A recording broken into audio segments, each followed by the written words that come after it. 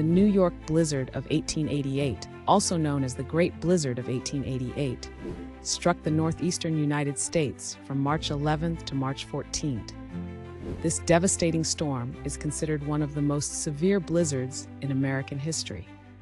It dropped over 40 to 50 inches of snow in some areas, accompanied by fierce winds exceeding 45 miles per hour, which created massive snowdrifts reaching up to 50 feet in height. These conditions paralyzed major cities, including New York City, Boston, and Philadelphia. The storm caused widespread infrastructure damage. Railroads and telegraph lines were disrupted, isolating cities and cutting off communication. The severe weather resulted in the deaths of approximately 400 people, many of whom were caught unprepared in the streets and died from exposure or in accidents caused by the harsh conditions. The aftermath of the blizzard highlighted the vulnerability of urban centers to extreme weather and led to significant changes in infrastructure.